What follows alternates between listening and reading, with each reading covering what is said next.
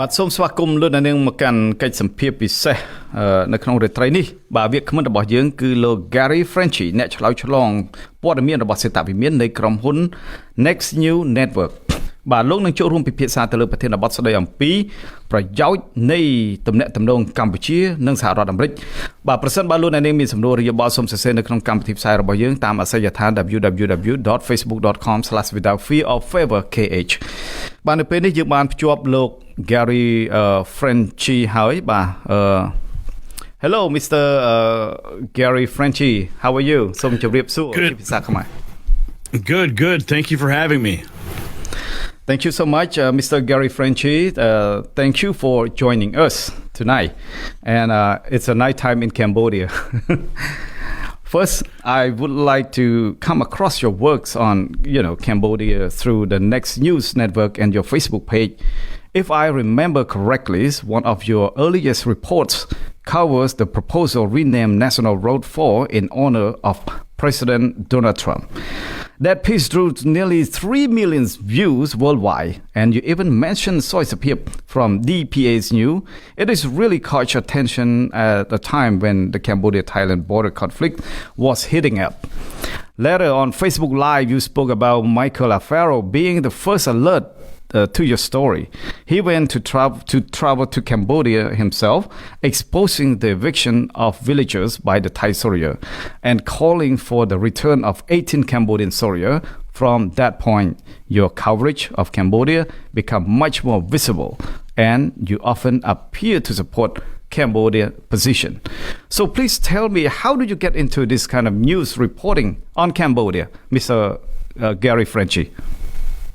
Well, it started, I was traveling to Texas, and I was going to Congressman Ron Paul's 90th birthday party. And I got a phone call from Michael Alfaro, and he said, "You're not going to believe this, but Cambodia is planning to name a major highway after Donald Trump." And I said, "This is amazing news." He also brought up the fact that Donald Trump was going to be nominated for the Nobel Peace Prize. So naturally, because of the nature of our work here in the United States, this is big news. When a nation decides to name a major highway after a U.S. president, I said we need to let the American people know.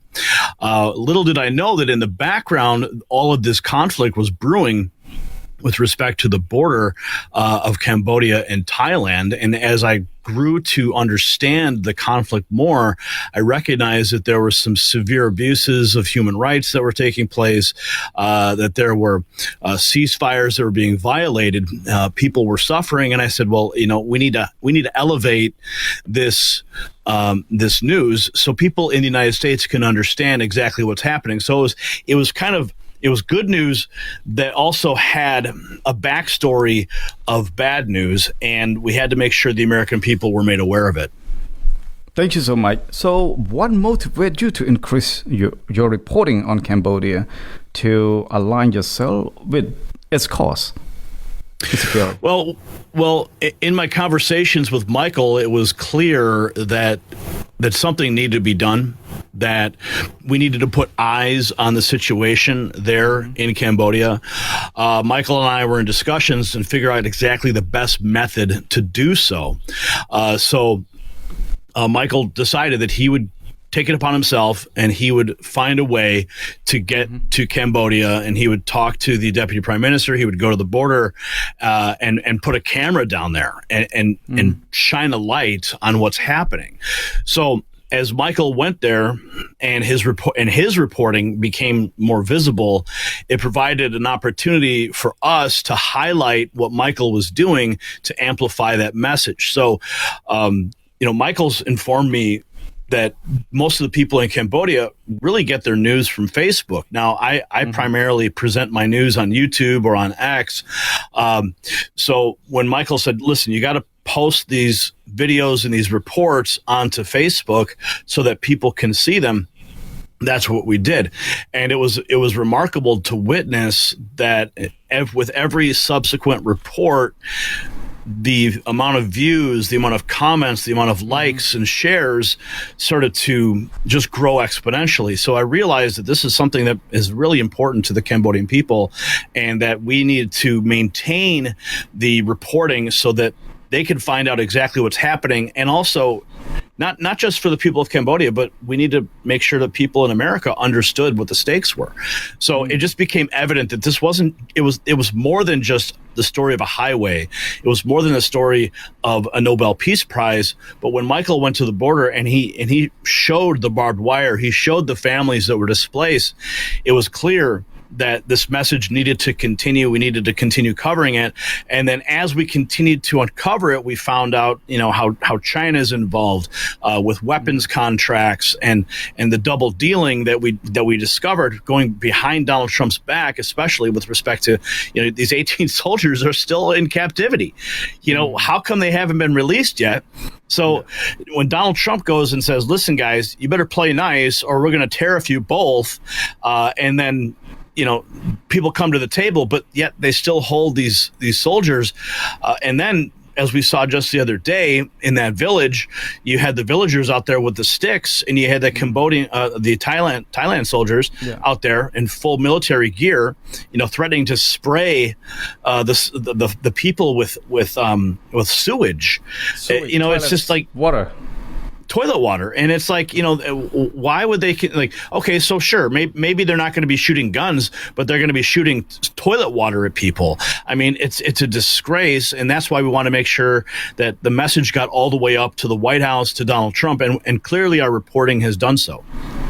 So have you seen that in the world that, during the conflict of the neighboring country and the people and the military allow, its citizen to bring all the sewage truck to spray on another side of the neighboring country's people? Have you seen that in the world have done that? I've never seen that. It's clearly an act of humiliation that they're attempting to do, basically treating the Cambodian people like sewage. And it really speaks to the mindset of Thailand and their soldiers and how they view the people of Cambodia. They just see them as sewage, and that they should be drenched in toilet water as a result of the actions there. Mr. Gary, Michael Alfaro traveled to Cambodia to see the situation for the first hand in Cambodia. So do you have any plan to do a similar trip and report directly from the ground like Michael? I would love to be able to travel there. Sometimes my schedule and budgeting doesn't always allow for it because I am domestically based. Michael has a little bit more ability to travel because I do report from my studio. We have a dedicated production schedule, but if the time allows for it, then we'll certainly be going there. So you're talking about budget thing. So what kind of budget working out with you if you go to Cambodia? You did any sponsor or something? Well, it would be helpful if we did have a sponsor. Now, we do not want to take any government money. We don't want to take any money from special interest groups. If there was a sponsor, it would have to come from the people. We do not want any visual that could assume that we're biased or that we're part of a propaganda team. Everything I do, especially in the United States, we're supported by our viewers. And if our viewers support the work, then we will go to where the viewers want us to. So it really just comes down to that. Yeah. So if the Thai sponsor you, will you decide to go to Thailand? Well, I've been told that we've been blacklisted from Thailand, so I don't think that I would find favor in Thailand. I certainly don't want to go there and end up in the back of a van and never to see my family again, just simply because I'm, reporting on the conflict. So, sometimes you just have to. You have to look at the situation. You have to understand both sides. If they were to invite me there, I don't know if I honestly would go because at this point, I do not trust what is coming out of Thailand. Why not? Because Thailand promote themselves is a country of smile. So it should be smile, right? So well, not if you're spraying sewage on people. So, Gary, how long have you known Michael Alfaro, and how has your connection with him influenced the story you have chosen to highlight? I've known Michael for a very long time, going back to probably 2018, maybe. I first met him when he was working as a fundraiser for the Trump campaign, and that's when he introduced me to Donald Trump personally through an event that took place in Milwaukee, Wisconsin. So I've known Michael for a long time. He's a big supporter of obviously the Trump family. He works closely with them. So I've known him for a long time. Mr. Gary, this is a transition of the question that we're going to ask tonight. You have also reported the symbolic gesture surrounding the Cambodian and the U.S. relation. If Cambodia were to rename the national road to President Trump Highway, what kind of impact do you think that you would have, both domestically and internationally? Well, I think it's a symbolic gesture that points to the impact that Donald Trump has globally. If you look across the world right now, President Trump is working to secure peace, with Russia and Ukraine, with Kazakhstan and Azerbaijan, and of course, as we're seeing with Cambodia and Thailand, President Trump is working tirelessly as the peace president to do so. So, we talked earlier about the Nobel Peace Prize, but a Nobel Peace Prize is something that you receive.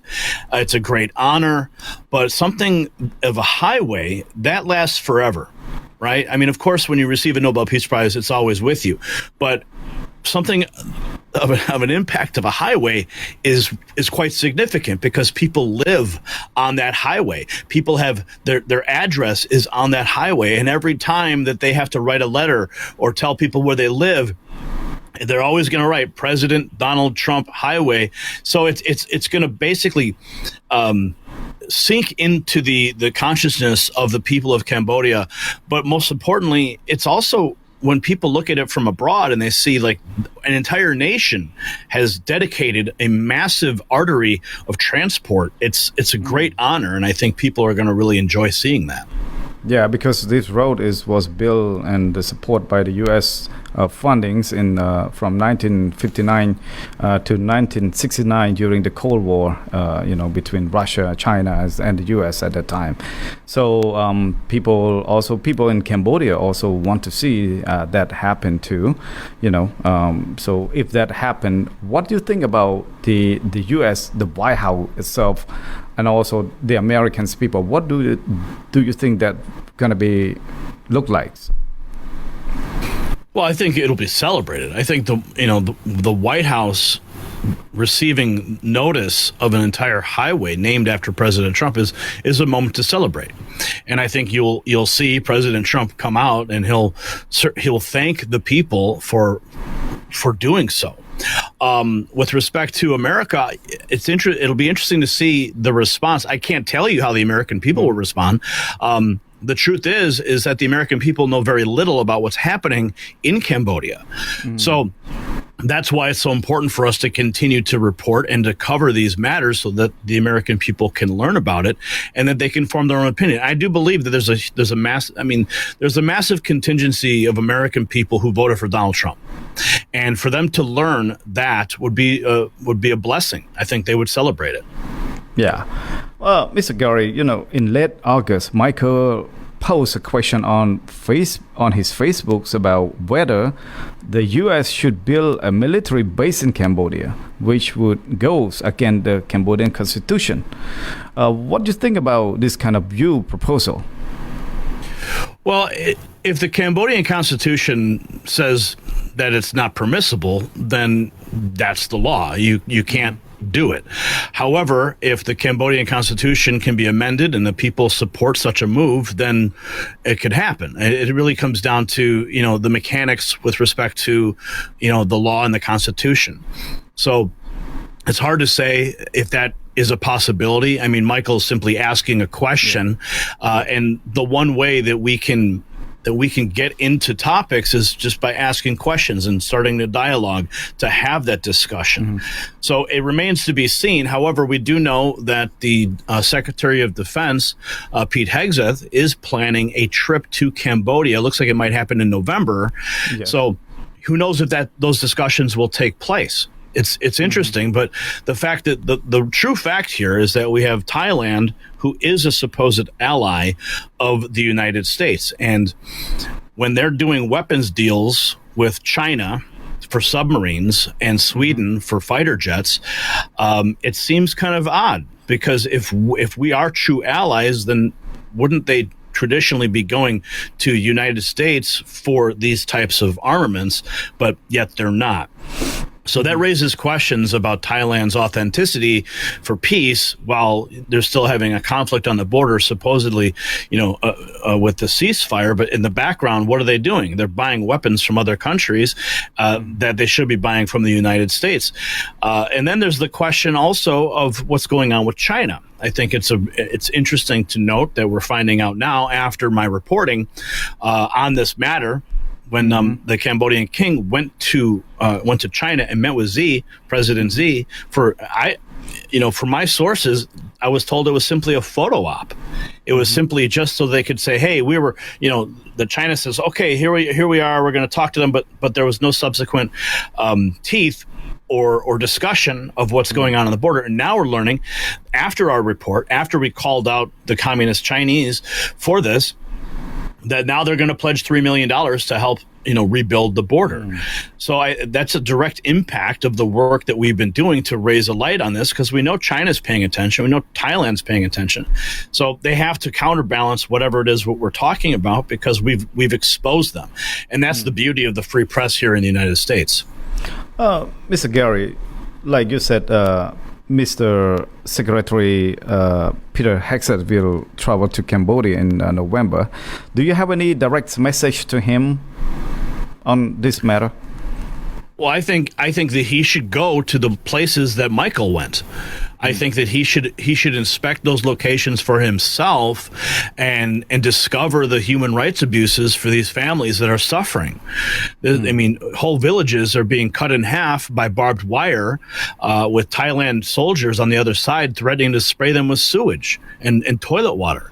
So I think Secretary Hegseth needs to go there, see for himself what is going on. And I think he also needs to investigate the weapons contracts that are being done with China on Thailand's side.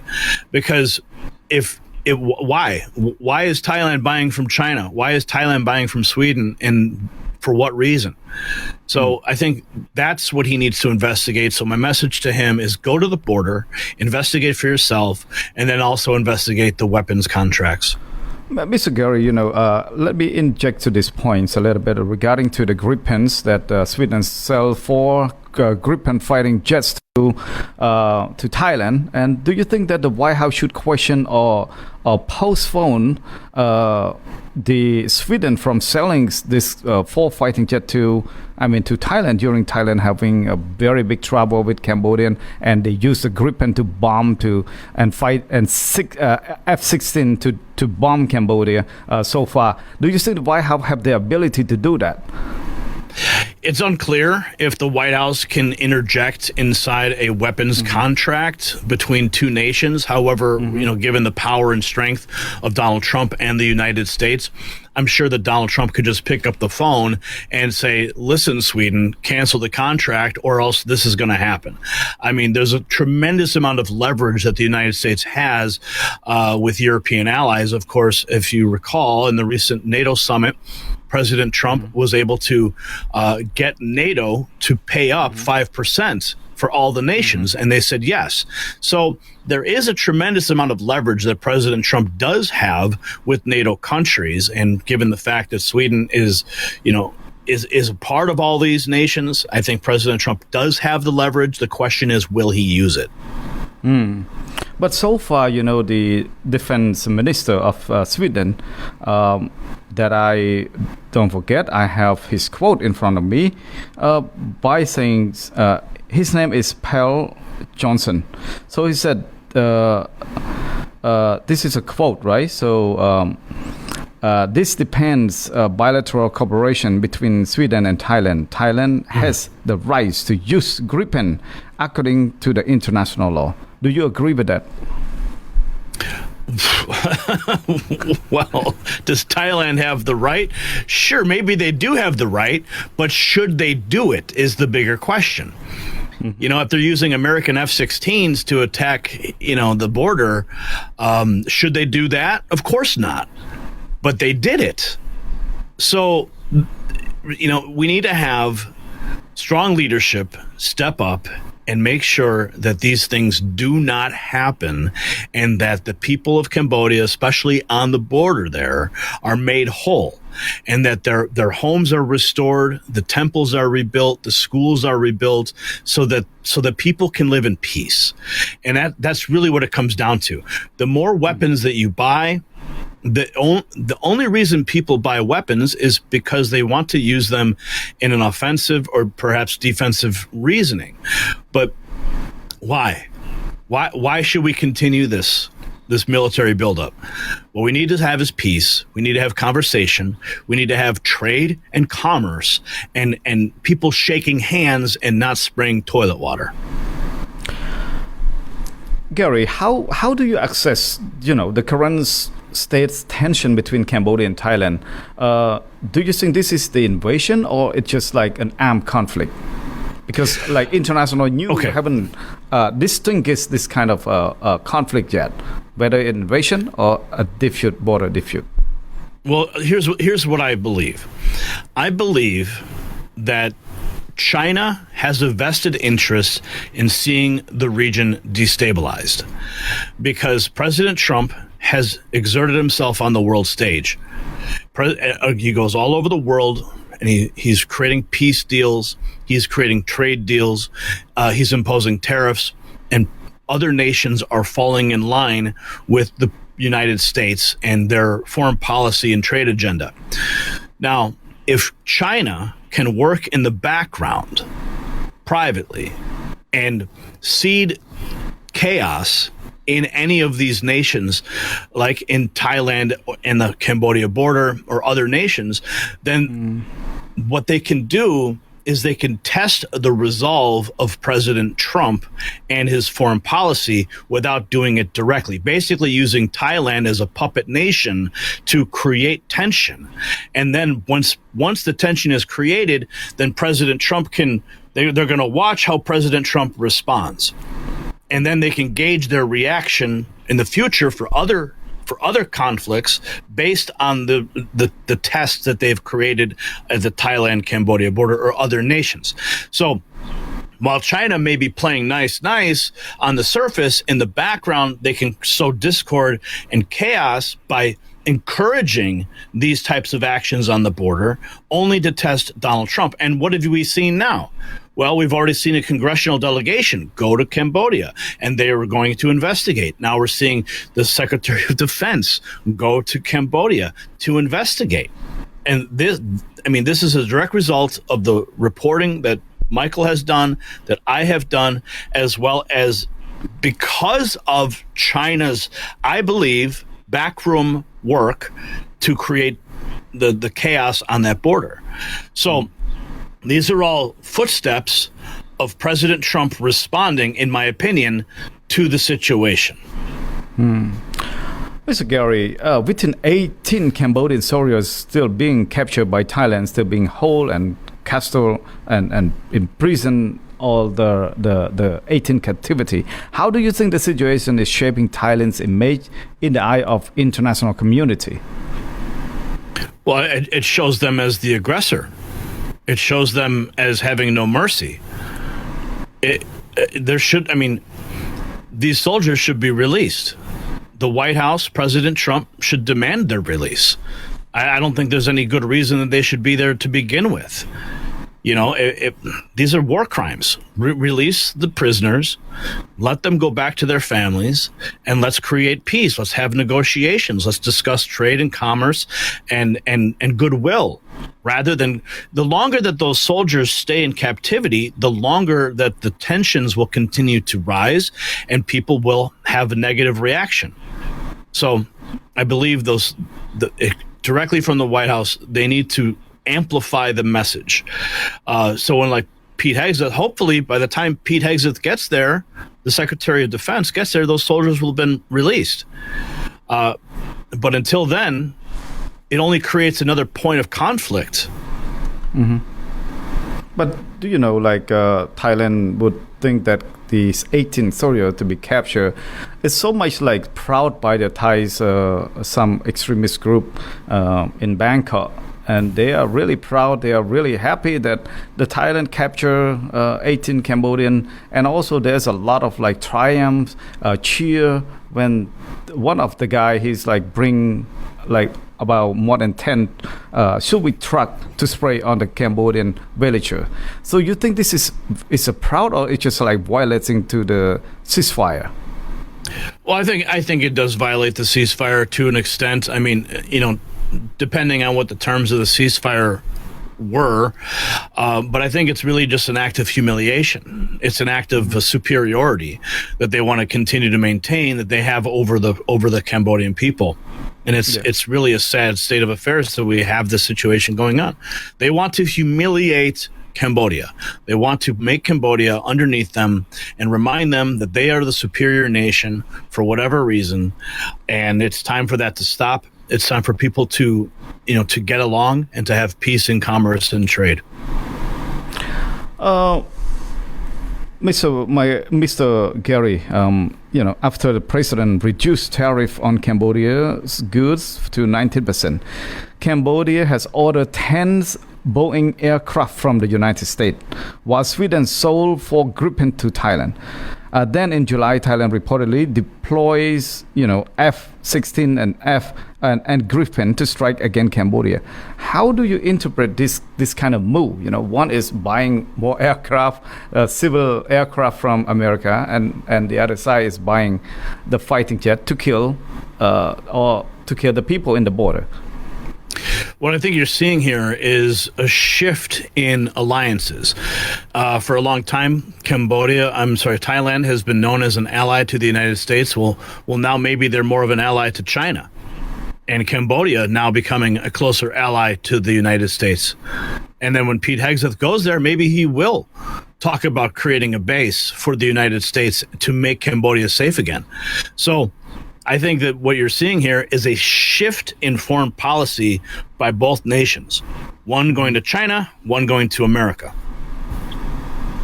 So what is your advice for Cambodia building strong and trustworthy relationship with America?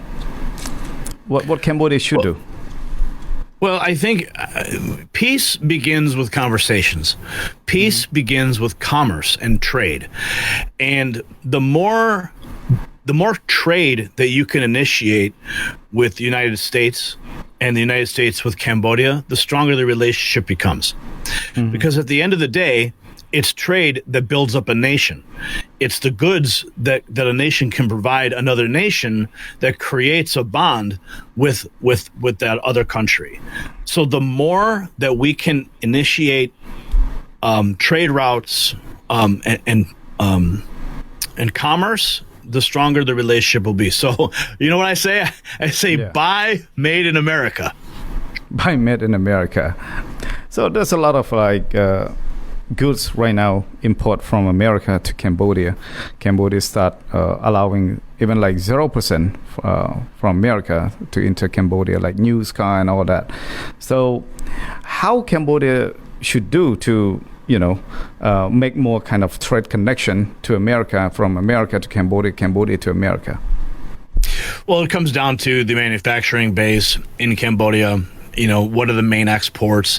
What are the main manufacturing elements that do come out of Cambodia? It comes down to the people who are making those items. It comes down to the businesses that are creating them to create the relationships with the American trade groups so that those items can be transported to the United States and back and forth. So it really comes down to, those individuals to have to make those moves to strengthen those relationships.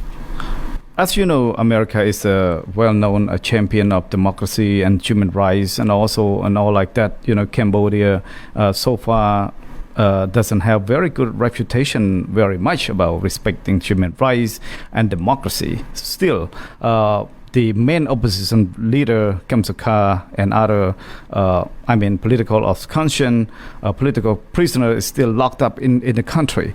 So in order to build good relationship and with America, can Cambodia clean all it mess up a little bit in the country in order to prove international community and also like America that, to show that Cambodia is at real peace, inside peace, in order to maintain its prosperity to outside, to build good trade, to make all the international community to trust that Cambodia, not only just trying to stop fighting, the ceasefire, respect the ceasefire, but also Cambodian clear a mess like judicial system, corruption, money laundering, scamming online, and also like political of conscience, political prisoner is still locked up.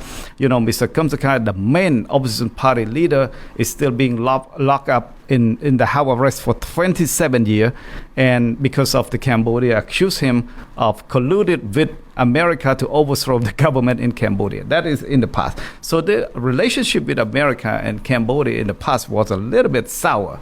And so now, since Prime Minister Hun Manet sent a letter to Norway to nominate President Trump for Nobel Peace Prize after President Trump called for ceasefire between two countries, the government in Cambodia kind of like cheer and triumph to see the effective of the President Trump, the United States, so the whole country holding up President Trump wife and himself, and also say thanks to President Trump for helping to stop this war. So in your opinion, what Cambodian should do to show the world that Cambodia really peace, because like right now it seems like the peace is kind of like a little bit awkward for Cambodia to say. Well, it's interesting that you bring those points up because, yes, we did see the letter, the nomination for the Nobel Peace Prize, but are those empty gestures? With respect to still having, the internal strife inside Cambodia by continuing to maintain the incarceration of an opposition leader. Now, those are internal issues that certainly should be resolved in good faith, because if you have an opposition leader that supposedly tried to effect a coup against Cambodia by using the United States as well, then why would you nominate the President of the United States for the Nobel Peace Prize in the same breath? So I think that there are certain things that, if all those points, are in fact true, then Cambodia does have a lot of resolution to step forward in good faith to say, listen, we are a changed nation.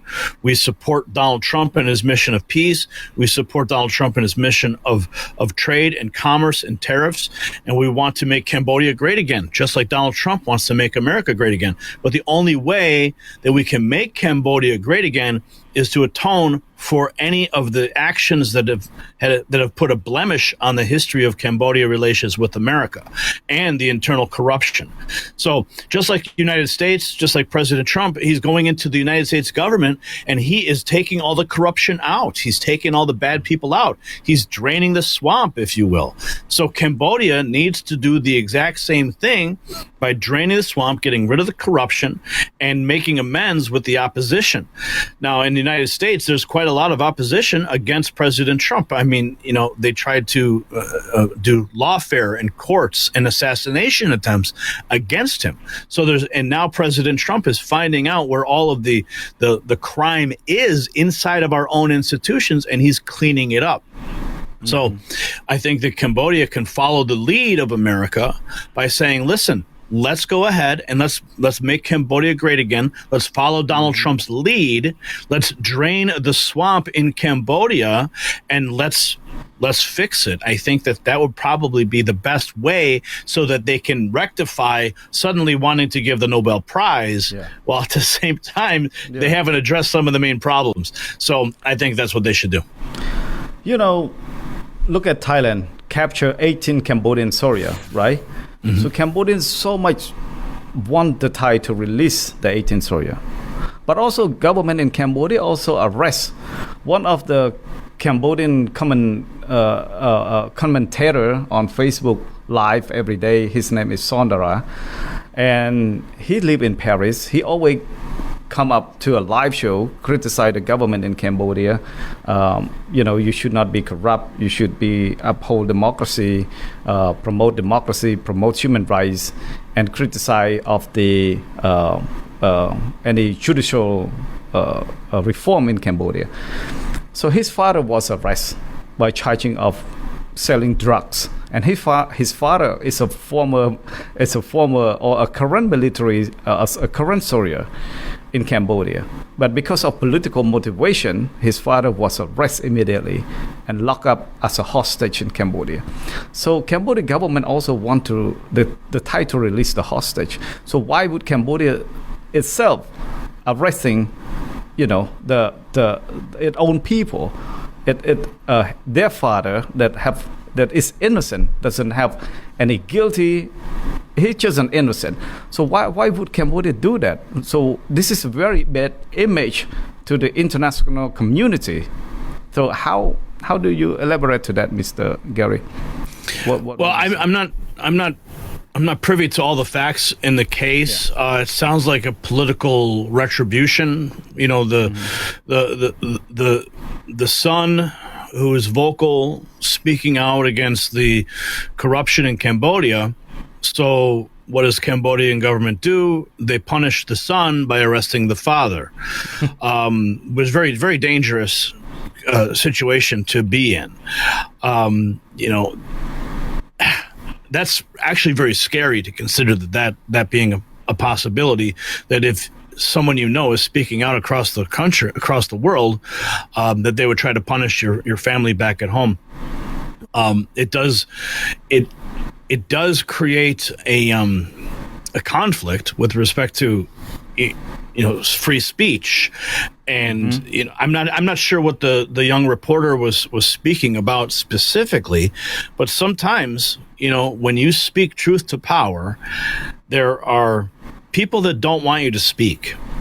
There are people that just want to make you quiet, and they'll do anything that they can to shut you down. And in this case, it appears as though they use the father to get to the son, and it's a shocking and very sad case. Thank you so much. My last question. This is for the first time the Cambodian community in the United States, particularly Cambodian Association of North Carolina and South Carolina, will proudly recognize and present you and Michael Alfaro with an award for your brave effort to uncover the truth about the ongoing border conflict. So this recognition will take place in September 7 in Spartanburg, South Carolina. So how do you feel of going to receive such an honor? I don't do this work to receive honor. I do not do this work to receive glory or thanks. I do this work because it needs to be done and the message needs to get out. That being said, I'm honored that the community of South Carolina and North Carolina, the Cambodian community there, feel that my work is worthy of such an honor. So I humbly accept, but I don't deserve it. I don't deserve it. I'm only doing what needs to be done to help people understand the truth, for whatever the cause may be. I've been doing reporting for over 20 years on so many different topics, and I have received awards for my reporting over the years. So I'm deeply blessed. I'm deeply honored to have this opportunity. But again, I only do this because it needs to be done, not because I'm doing it so I can receive an award. And I thank the people of South Carolina and North Carolina, the community there, and I look forward to meeting them and sharing in the celebration of the moment. Thank you so much. If other Cambodian community in different states host similar events, would you willing be attend and participate? If they want to invite me, I'll certainly consider. But I don't plan on going on a national tour to continue accepting glory. What's more important is that we get the message out to the American people and to the world community. But if going to those locations will help further the message to solidify those communities in truth and in peace, then I will go. At the end, do you have any message to the world, to the Cambodian around the world? Pray for peace. Just pray for peace. Continue to highlight the work that we're doing, share the work that we're doing so that more people can see it, so the White House can see it, because it's truly the reason that we are seeing the Secretary of Defense go to Cambodia. The reason we're seeing the congressional delegation going to Cambodia is only because Michael Alfaro went to the border. And he went to the border after we had a conversation on the phone. And he said, Gary, you won't believe what's happening in Cambodia with the highway renaming and the Nobel Prize. And then, of course, with what happened with the barbed wire on the border in the village. So, it's only because we're shining a light on these moments and people are paying attention and people are sharing and people are talking about it that we're actually able to move the needle closer to peace. So just keep watching and keep sharing and keep praying. Thank you so much, Mr. Gary Frenchy, for joining us, and thank you for your time. I really appreciate that. Thank you. It's been a pleasure being here. So much. បាទយើងខ្ញុំសូមអរគុណលោកអ្នកនាងដែលបានខិតខំតាមដានចំណាយពេលជាមួយនឹងសារព័ត៌មាន The Cambodia Daily តាមបណ្ដាញសង្គម Facebook បាទនៅពេលស្អែកយើងនឹងជួបគ្នាសាជាថ្មីទៀតបាទសូមអរគុណនិងសូមជម្រាបលារាត្រីសួស្តី